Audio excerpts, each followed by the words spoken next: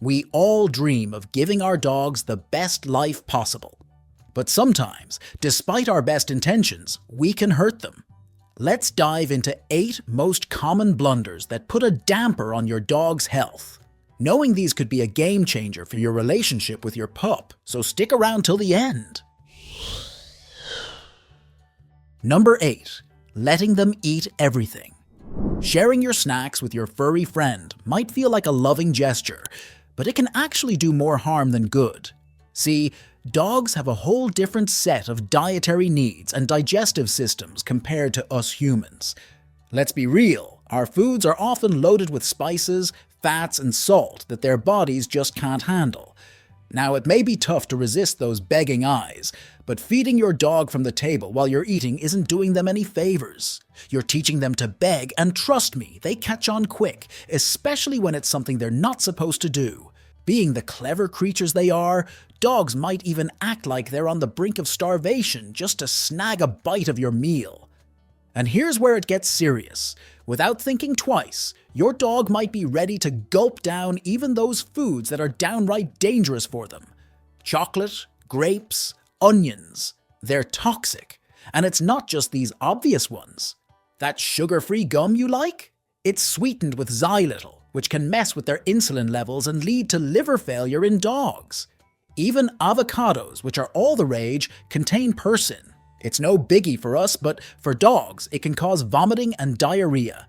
And if you're one of those pet parents who keeps your dog's bowl constantly topped up, you might want to rethink that. Sure, they love to eat, but too much of a good thing can lead to obesity, and that's a whole other can of worms you don't want to open. Number 7. Overreaching with head pats. While your furry friend might put up with head pats from you, they might not be so forgiving with strangers trying to do the same. It's kind of like how we might tolerate a close friend ruffling our hair, but would find it super awkward if someone we barely know did the same. It's less about the love behind the gesture, and more about how it feels to them.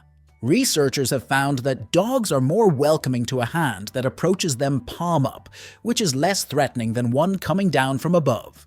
So while your dog might not bolt the other way when you go for a head pat, they might tilt their head to the side, a subtle sign they're not exactly into it. So, the next time your guests want to show your four-legged friend some love, they should go for a gentle scratch on the back or chest. Number 6. Do's and don'ts of a dog park. Your doggo is hanging out at the coolest spot in town, mingling with pals and just being one of the gang. Sounds like a blast, right?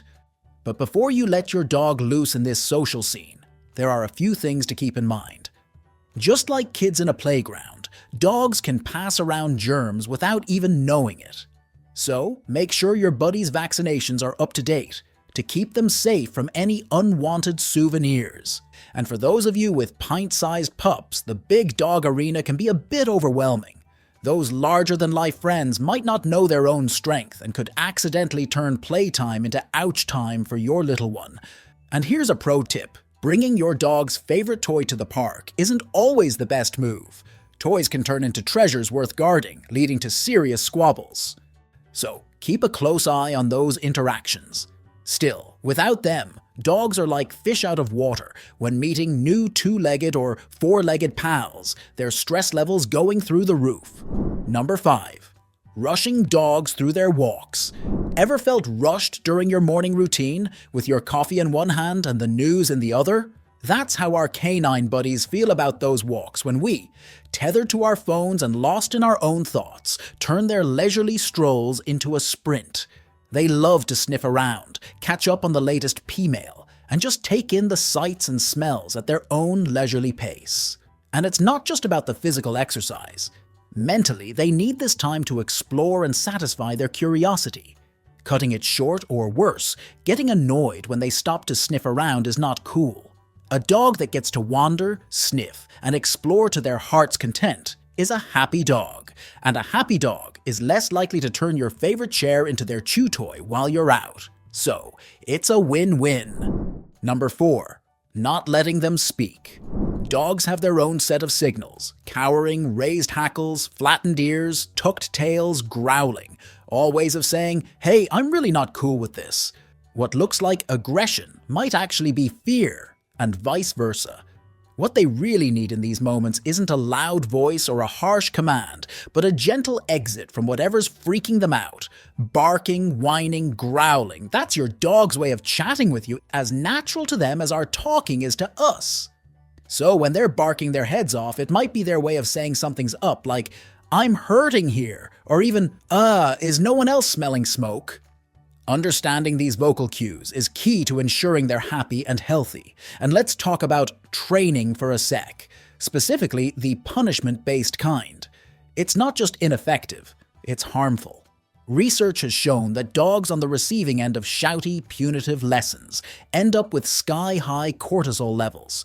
So basically, yelling not only scares them, but can also lead to a pretty gloomy, anxious state of mind. So, the golden rule? Keep it kind. Listen to what they're trying to tell you and respond with patience and empathy. It's all about building that bond and making sure your furry pal feels heard and understood. Number 3. Neglecting breed-specific health issues. Just like people, every dog breed comes with its own set of blueprints. Take Dobermans, for instance. They have a heart of gold, but that heart needs extra care since they're prone to cardiac issues, including heart muscle failure. Then there's the adorable pugs and bulldogs with faces that make you go, "Oh, how cute," but also make them likely to face breathing difficulties. And let's not forget our German Shepherds. Hip dysplasia is a common guest in their gene pool, which means they need the right mix of exercise and nutrition. Oh, and those majestic huskies with their lush coats? Believe it or not, their noses can get sunburned. The list could go on and on, but what we're trying to say is, tailor your care to fit your dog's unique needs, so they can lead the happiest, healthiest lives possible. Number 2. Using this type of punishment. When it comes to teaching our furry friends right from wrong, physical punishment not only crosses the line into animal abuse, but it also just doesn't work. The bottom line is, it's confusing for dogs and can lead to all sorts of unpredictable behaviors because they're trying to dodge the punishment without really understanding what they did wrong in the first place. What you end up with is a dog that's more scared of you than interested in learning how to behave. If your dog is a bit of a troublemaker, don't think punishment. Think school with reward-based training, which means treating your dog to something nice when they do something good. This could be a tasty treat, a joyful good dog, or a fun play session. This method doesn't just avoid fear, it builds a bridge of trust. Number 1. Locking dogs in. Dogs have a different sense of time than we do. What zips by for us can feel like an eternity for them. Imagine being cooped up in a tiny space for what feels like all day. Studies have shown that dogs left alone like this show clear signs of stress, from racing hearts to soaring cortisol levels. Crates, while sometimes necessary for short-term safety or transport, prevent dogs from doing basic dog things, stretching out, wandering around, even just going to the bathroom when they need to. It's a bit like being grounded, but way harsher. So, what's the alternative?